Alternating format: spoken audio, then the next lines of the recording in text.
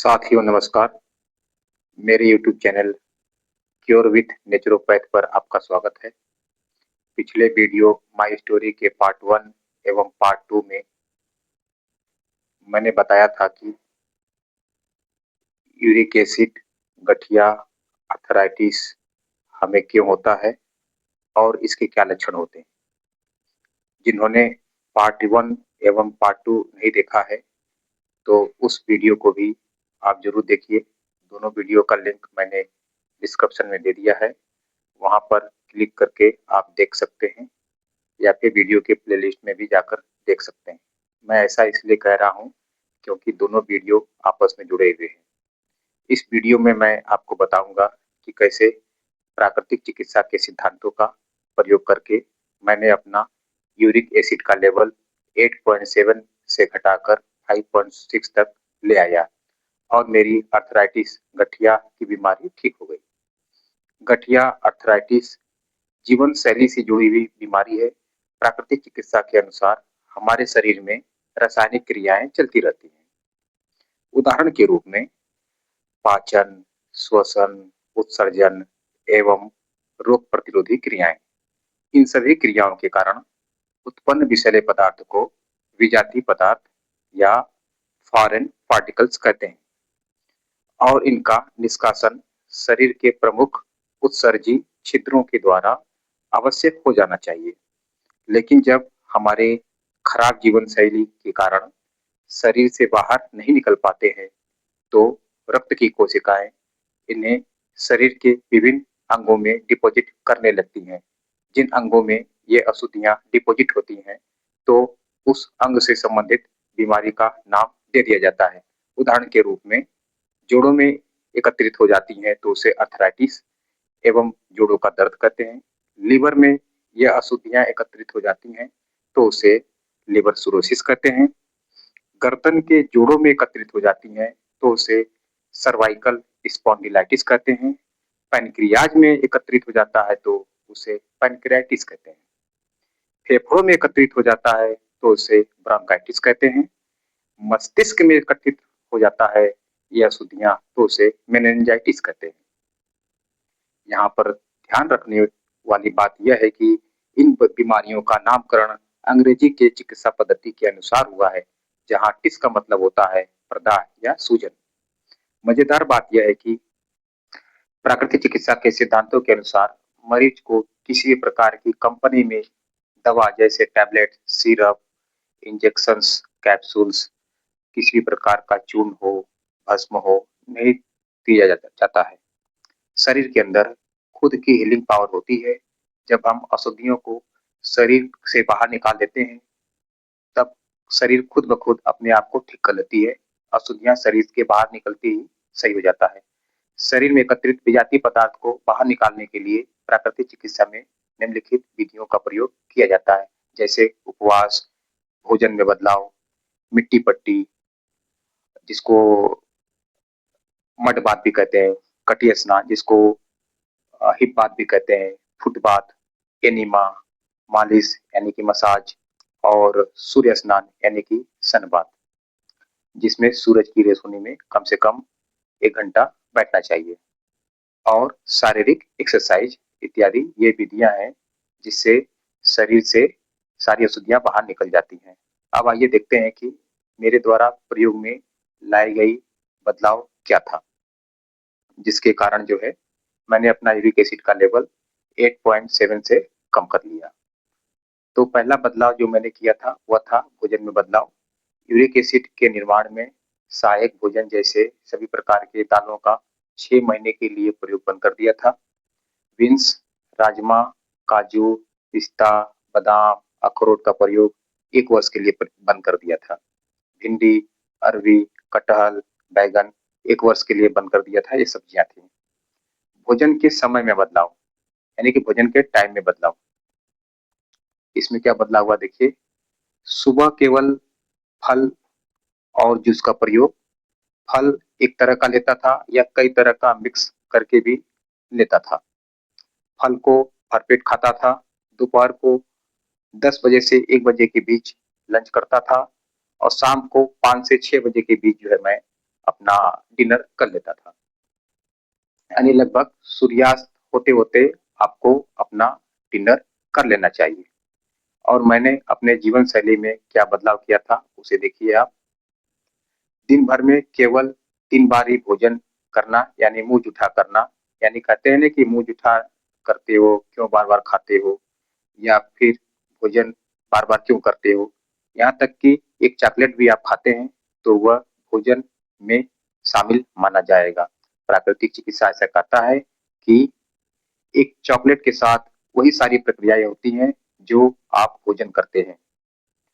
क्योंकि वो चॉकलेट भी जो है आपके स्टमक में जाएगा, वहाँ से फिर कुछ देर रहेगा, फिर वहाँ से छोटी आँत में जाएगा, वहाँ उसका डाइजेशन होगा, एब्ज़ॉर्प्शन होगा, फिर वहाँ से बचा हुआ अपशिष्ट पदार्थ जो है बड़ी आँत में जाएगा, बड़ी आँत के रेक्टम में जाके रहेगा, फिर जो है अपशिष्ट पदार्थ के रूप में जो है वहाँ एकत्रित होने के बाद जो है आप लैट्रिन जब करने जाएँगे तो बाहर निकलेगा।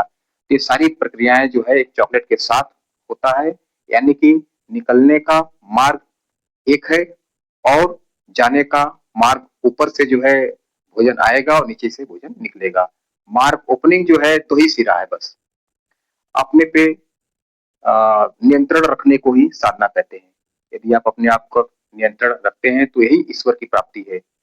इसी को मेडिटेशन कहते हैं। जैन परंपरा के अनुसार शाम को 5 बजे के बाद भोजन लेना मना है। बुद्धिस्ट परंपरा के अनुसार दिन में 12 बजे के पहले केवल एक बार ठोस भोजन लेना चाहिए और शाम को केवल रसाहार पे रहना चाहिए। ऐसे जो बौद्ध भिक्षु लोग होते हैं, वे इसी तरह का जीवन जीते हैं और हमेशा स्वस्थ रहते थे। चाय का प्रयोग जीवन भर के लिए बंद कर दीजिए। चाय का प्रयोग आपको नहीं करना है। इसके षड्यंत्र के ऊपर मैं जल्द ही एक वीडियो बनाऊँगा। इसको आप ज़रूर देखिएगा। इसीलिए मैं आपसे कह रहा हूँ कि मेरे चैनल को आपने अभी तक सब्सक्राइब नहीं किया है, इसे अवश्य सब्सक्राइब कर लें, ताकि जब भी मैं कोई वीडियो बनाऊँ तो उसका नोटिफ़िकेशन आपको जल्दी से मिल जाए और आप वीडियो देख के फ़ायदा उठा सकें। अब नेक्स्ट पॉइंट है कि किसी भी प्रकार के नशे का प्रयोग आपको नहीं करना है, बिल्कुल नशा बंद कर देना है। यही असली साधना है, यही मन का असली नियंत्रण है। आपको नशा करने की इच्छा हो रही है, लेकिन आप नशा नहीं कर रहे हैं, अपने मन के ऊपर नियंत्रण रख रहे हैं, इससे बड़ा ध्यान क्या हो सकता है? यही सबसे बड़ा मेडिटेशन है, यही सबसे बड़ा जो है ध्यान है। इस इससे बड़ा साधना कुछ भी नहीं हो सकता। अब नेक्स्ट है, रात में किसी भी हालत में 10 बजे के पहले तक आपको सो जाना है।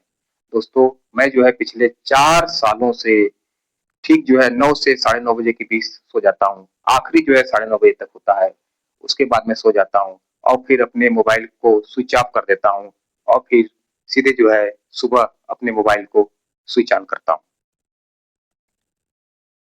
तो दोस्तों, इस तरह की जीवन शैली यदि अपनाएँगे स्ट्रिक्टली, तो ही जो है आप अपने यूरिक एसिड के लेवल को ठीक कर सकते हैं।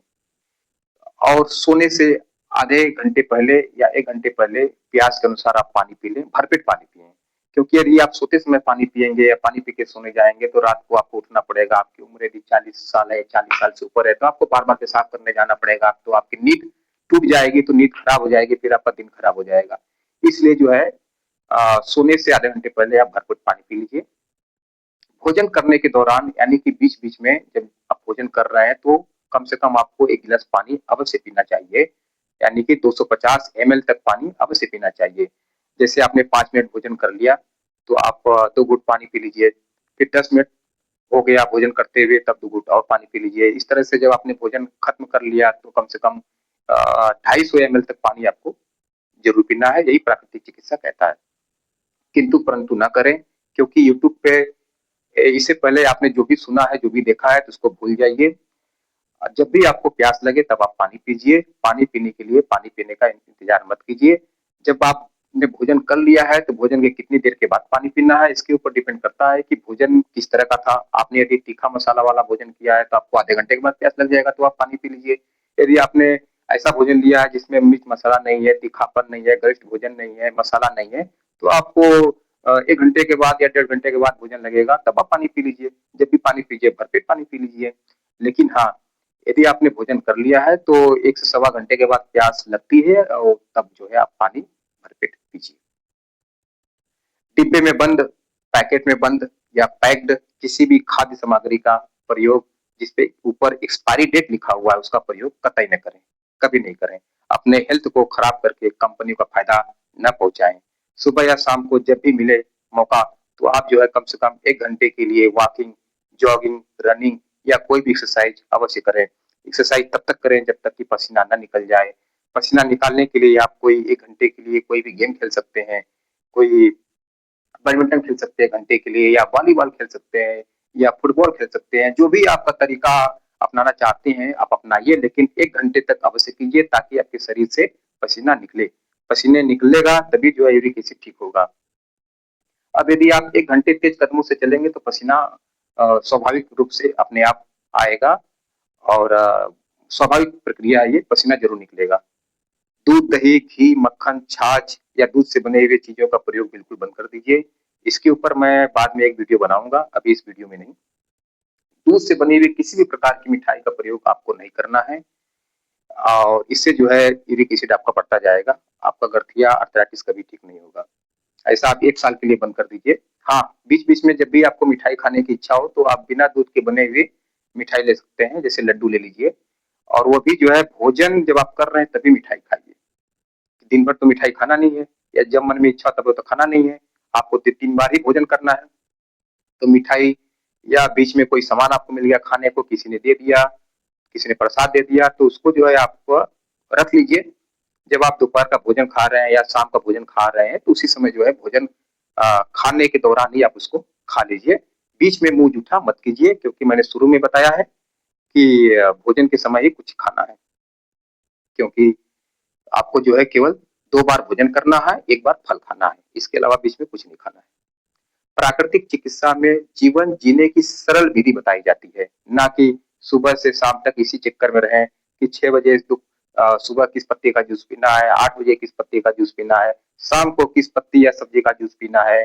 आपको अपना जीविका भी तो चलाना है, इसके लिए आपको नौकरी भी करनी पड़ेगी। तो आप यदि इसी चक्कर में उलझे रहेंगे, इसी चक्कर में पड़े रहेंगे तो बाकी काम कब करेंगे? सब्जियों में आलू का प्रयोग बिल्कुल बंद कर दीजिए। अक्सर हम आलू को सब्जी मानते हैं, जबकि आलू में भरपूर कैलोरी होती है लेकिन फाइबर 0 होता है। इसलिए आलू बंद कर दीजिए, इससे आपका पेट साफ नहीं होगा, क्योंकि इसमें फाइबर नहीं होता है। पेट साफ नहीं होगा तो यूरिक एसिड अपने आप बढ़ता जाएगा। गठिया अर्थराइटिस की बीमारी दूर नहीं होगी, क्योंकि बीमारी जो है पेट से ही जुड़ी हुई है। भोजन को चबा-चबा कर खाना चाहिए। 25 मिनट तक का समय भोजन के लिए ज़रूर दीजिए। यदि आपके पास भोजन करने के लिए 25 मिनट का भी समय नहीं है, तो इससे बेहतर है कि आप भोजन ना करें। आपके लिए बेहतर है कि आप समय बचाइए, खूब पैसा कमाइए। जब खूब पैसा आपके पास हो जाए, तो आप हॉस्पिटल में भर्ती होकर डॉक्टर के ऊपर पैसा लुटा दीजिए। ये आपके लिए अच्छी चीज़ है। सुबह-शाम दोनों समय शौच जाने की आदत डालनी चाहिए, यानी लैट्रिन जाने की आदत डालनी चाहिए। एक कहावत है, जय बार खाओ तय बार जाओ, यानी जितनी बार भोजन करें उतनी बार लैट्रिन करने ज़रूर जाएँ। तो इसीलिए मैं कह रहा हूँ कि 2 बार तो अवश्य आप लैट्रिन कीजिए, सुबह और शाम को। शाम को हाजत महसूस नहीं हो रही है, तो भोजन जब आप 6 बजे कर लेते हैं, तो रात को 8 बजे, 9 बजे आप लैट्रिन करने जाइए, आपका पेट साफ हो जाएगा। 10 दिन ऐसा करेंगे तो सुबह-शाम आपको खुलकर शौच आने लगेगा। तो दोनों टाइम आपको मल त्याग करना चाहिए। अब जो है इसके बाद मैं भोजन क्रम के ऊपर आपको बात करूँगा, उसके ऊपर बताऊँगा कि भोजन क्रम हमारा क्या होना चाहिए। इसके लिए मैं आपको पीपीटी भी शेयर कर दूँगा, आप अपने स्क्रीन पे उसको देख सकते हैं। तो देखिए, भोजन क्रम इस प्रकार है, गठिया अर्थराइटिस यूरिक एसिड को ठीक करने के लिए सुबह के समय अ, सुबह उठने के बाद जो है आपको आधे नींबू को 1 गिलास नॉर्मल पानी में निचोड़कर गर्म पानी का प्रयोग नहीं करना है, 1 वर्ष के लिए पीना है। यदि यहाँ नॉर्मल पानी का मतलब है कि गर्म पानी का बिल्कुल प्रयोग नहीं करना है। यदि आंवले का सीजन हो तो 1 आंवले का को जो लेकर जो है चटनी के जार में पीसकर उसका जूस बनाकर कपड़े से छानकर उसको आप पीजिए। दोनों में से किसी एक का ही प्रयोग आपको करना है, दोनों का प्रयोग नहीं करना है। जिसका जो सीजन हो उसके अनुसार आप प्रयोग कर सकते हैं। यदि मरीज का उम्र जो है 40 वर्ष से कम है, तो क्या करना है देखिए, 2 या 3 तरह के फल का छिलका निकाल कर उसको अच्छी तरह से काट कर भरपेट खाना है। फल को धीरे-धीरे चबा-चबा कर खाना है। कम से कम 20 से 30 मिनट तक का समय फल खाने में अवश्य लगाएँ। जितना चबाकर फल खाएँगे, उतना ही आपको फ़ायदा करेगा। उदाहरण के रूप में फलों का विकल्प मैं इस प्रकार दे रखा है, देखिए आप उसको। आम, चीकू, नाशपाती ले सकते हैं, तीनों एक साथ। या फिर नाशपाती, बबूदोसा, अनार ले सकते हैं, इन तीनों को एक साथ ले सकते हैं। या फिर वाटरमेलन, खरबूज ले सकते हैं, इन दोनों को एक साथ ले सकते हैं। या फिर अमरूद और अनार, इन दोनों को एक साथ ले सकते हैं। या फिर पपीता और अमरूद को एक साथ ले सकते हैं। या फिर अमरूद, पपीता को एक साथ ले सकते हैं। अमरूद का बीज नहीं खाना है आपको, अमरूद का बीज निकाल दीजिएगा। इसमें से सीजन के अनुसार कोई भी एक विकल्प चुन सकते हैं। इन विकल्पों को आपस में समय के अनुसार बदल भी सकते हैं। यदि मात्रा की बात करें तो आपको भरपेट फल खाना है। इसमें से सीजन के अनुसार कोई भी एक विकल्प चुन सकते हैं। इन विकल्प को आपस में समय समय के अनुसार बदल भी सकते हैं। 500 ग्राम से 600 ग्राम तक आप इसे खाना है। वही फल जो सीजनल हो, सबसे सस्ता हो और रीजनल हो, उसी को खाना है जो आपके आसपास का हो। कोई फल सस्ता है कैसे पता चलेगा? आप मार्केट में चले जाइए, फल की मंडी में जाइए, वहां देखिएगा कि जिस ठेले के ऊपर जो है, जिस फल के पास जो है सबसे ज्यादा भीड़ लगी हो, समझ लीजिए कि उसी फल का सीजन है, वही फल सबसे सस्ता है, उसी फल को आप लीजिए, उसी फल को भरपेट खाइए। अब हम बात करते हैं कि यदि मरीज की उम्र जो है 40 वर्ष से ऊपर है तो क्या करना है। उसके लिए देखिए क्या करना है। पका हुआ पपीता 200 ग्राम ले लीजिए, और 3 छुआड़े जिसको डेट्स कहते हैं, और 25 ग्राम किशमिश। छुआड़े किशमिश को 8 घंटे के लिए पानी में भिगो लीजिए, और 25 ग्राम गुड़ ले लीजिए। इन सबको जो है स्मूदी बनाने वाले जार में मिला लीजिए।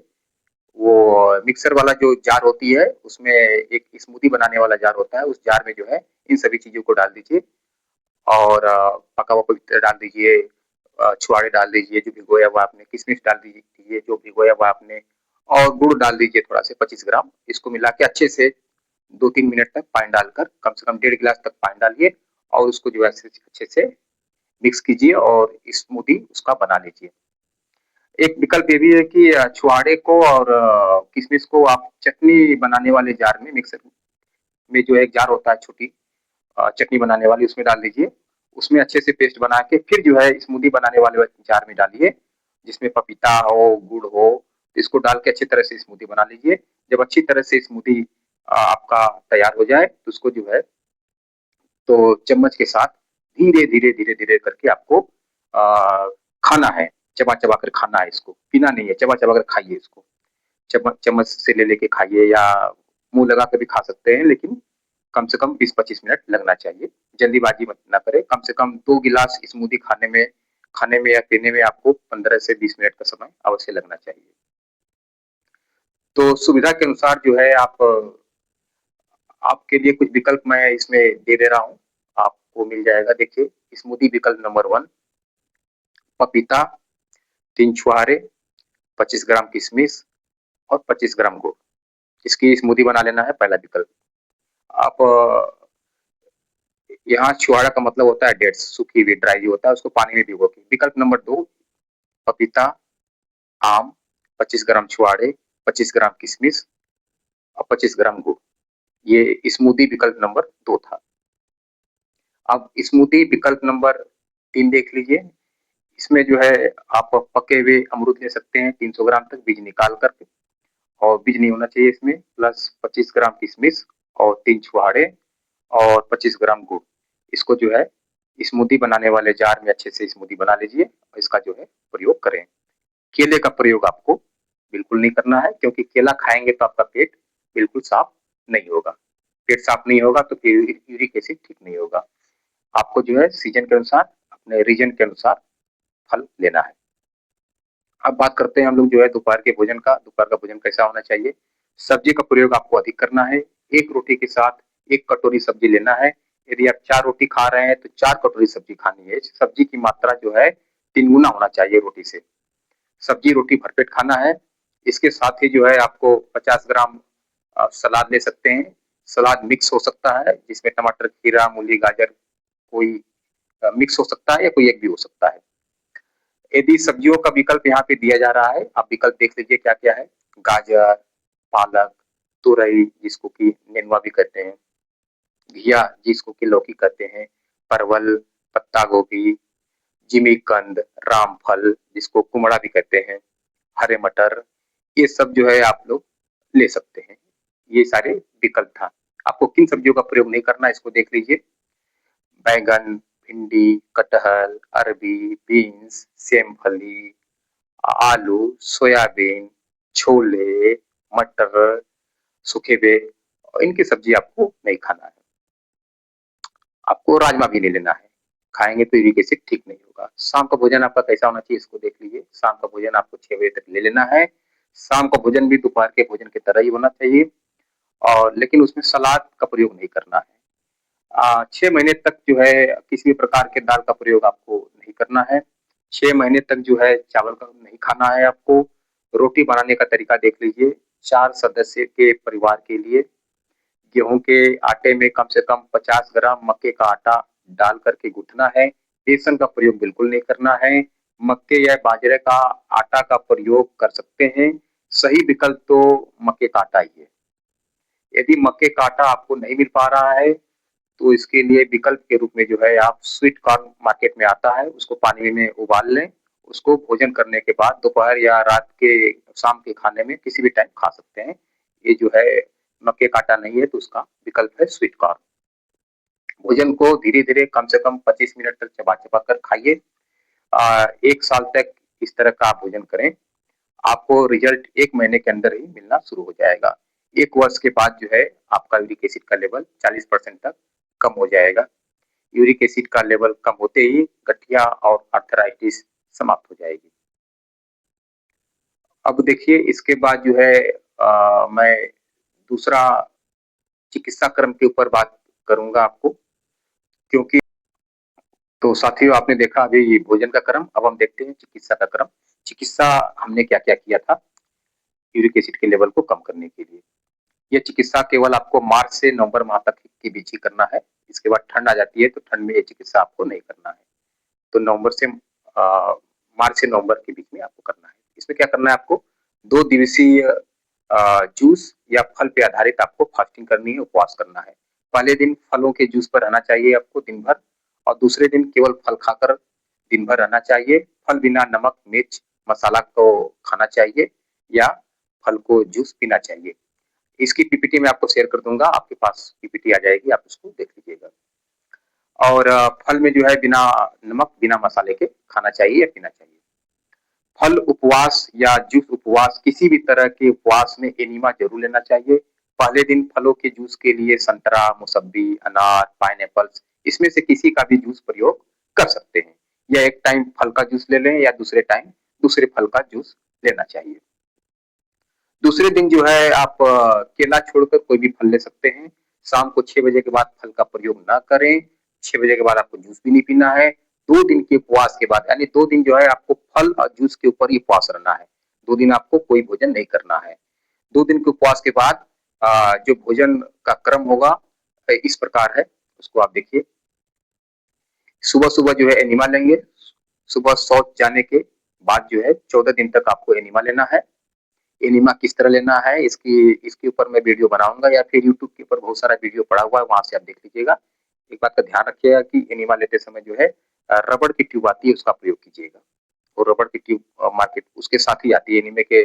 जब आप पॉट खरीदेंगे ऑनलाइन मिल जाता है तो उसके साथ ही रबड़ की ट्यूब आती है। तो एनिमा लेना बहुत मस्ट है, जरूरी है। एनिमा, बिना एनिमा के प्राकृतिक चिकित्सा का इलाज असंभव है। आप उपवास करते हैं, फास्टिंग करते हैं तो एनिमा जरूर लेना है। आपने एनिमा ले लिया, उसके बाद जो है आपको हीट बाथ लेना है, यानी कटी स्नान 7 मिनट गर्म पानी में, जितना गर्म पानी बर्दाश्त कर सकते हैं। उसके बाद 20 मिनट तक ठंडे पानी का कटी स्नान लेना है। गर्म पानी के कटी स्नान के समय सर के ऊपर तौलिया भिगो के रखना है। इससे जो है आपकी शरीर की गर्मी आपके सर में नहीं जाएगी।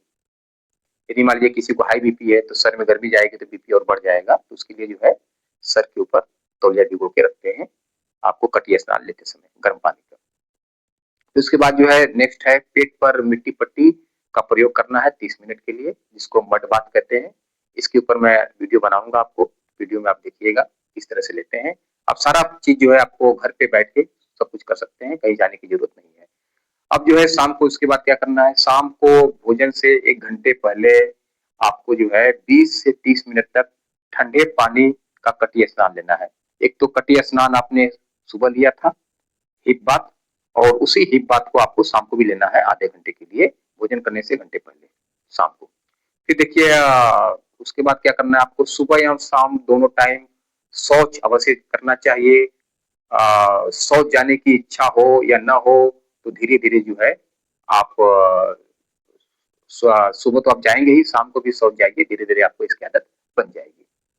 इस चिकित्सा को घर पर ही 2 महीने तक इसका लगातार प्रयोग कीजिए। उसके बाद 4 महीने का अवकाश यानी गैप देकर पुनः 2 महीने के लिए प्रयोग कीजिए। यानी साल साल भर में एक चिकित्सा क्रम को जो है आपको 2 बार प्रयोग करना है।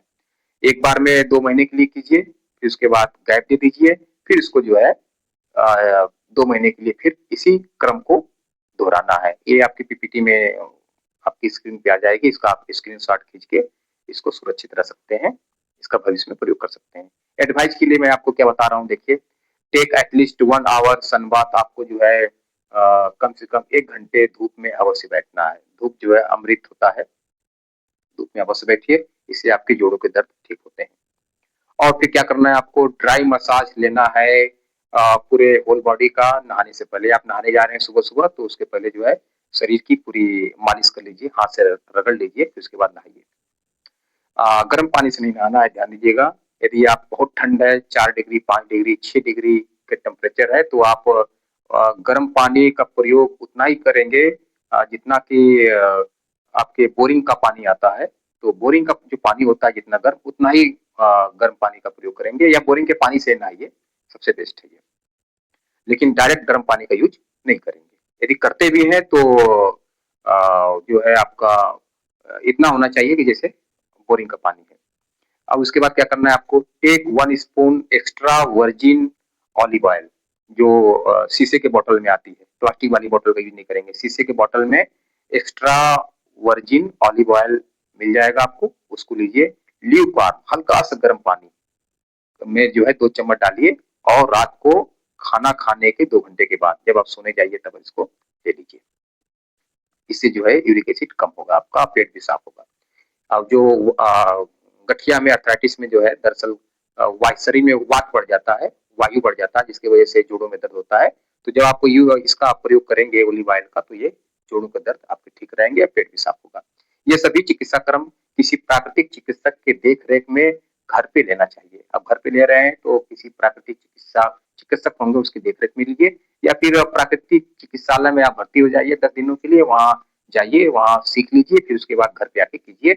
आप बिल्कुल घर पे कर सकते हैं, कोई बड़ी बात नहीं है। घर पे करके आप ठीक हो सकते हैं, आपका सारा पैसा बचेगा। ऐसे तो प्राकृतिक चिकित्सा में जब जाएँगे तो थोड़ा महँगा पड़ता है वो, क्योंकि इसमें बहुत सारे लोगों की ज़रूरत पड़ती है, बहुत सारे रिसोर्सेज़ की ज़रूरत पड़ती है, इसलिए थोड़ा महँगा होता है, 2500 से 3000 रुपए 1 दिन का खर्च होता है। तो बेहतर तरीका मैं आपको बता रहा हूँ कि आप मेरे वीडियो को जो पार्ट 1, पार्ट 2, पार्ट 3 है, इसको जो है 1 बार नहीं, 2 बार नहीं, 3 बार देखिए। जब आप इसको देखेंगे बार-बार तो आपके समझ में आ जाएगा कि मैंने क्या-क्या बताया है। मैंने खुद का यूरिक एसिड जो है कैसे कम किया है, और मैंने इन्हीं सब चीज़ों का प्रयोग करके जो है अपने यूरिक एसिड का लेवल कम किया है, और गठिया से, अर्थराइटिस से मुझे छुटकारा प्राप्त हो गई है। 1 साल तक मैंने प्रयोग किया, मुझे जो है छुटकारा प्राप्त हो गई। तो अब आप देखिए 1 वर्ष में यूरिक एसिड, गठिया, अर्थराइटिस की समस्या आपकी समाप्त हो जाएगी बिल्कुल। तो आज की वीडियो में इतना ही। मुझे जो है इजाज़त दीजिए। इस चैनल को लाइक कीजिए, सब्सक्राइब कीजिए, कमेंट कीजिए, और अपने दोस्तों के बीच सोशल मीडिया पे अधिक से अधिक लोगों को शेयर कीजिए, ताकि मैं जब भी वीडियो बनाऊँ तो इसका नोटिफ़िकेशन आपको मिलता रहे। इससे जो है मैं ये जनहित में कार्य कर रहा हूँ, बिना फीस लिए, बिना एक पैसा लिए। आपको केवल वीडियो देखना है, लोगों को फैलाना है, लोगों तक पहुँचाना है, ताकि करोड़ों लोगों को, हर घर में 1-2 लोग जो है जोड़ों के दर्द से परेशान है, अर्थराइटिस, गठिया से परेशान है, सभी लोग परेशान है जो है। ये बीमारी सबके घर में है, और आने वाले समय में सभी लोगों को होना ही होना है, क्योंकि हमारी लाइफ़स्टाइल ऐसी हो चुकी है, जीवन शैली ऐसी हो चुकी है कि इससे हम निजात नहीं पा सकते हैं, ज़रूर होगा ये। बहुत सारे लोगों को जो है जिनकी उम्र 30 साल है, वो जब सीढ़ियाँ चढ़ते हैं तो वो दर्द के मारे परेशान रहते हैं, सीढ़ियाँ चढ़ने से डरते हैं। तो आप इस चिकित्सा क्रम को फ़ॉलो कीजिए, आप बिल्कुल ठीक रहेंगे। इतना ही आज के लिए, धन्यवाद। जय हिंद, जय भारत। नमस्कार।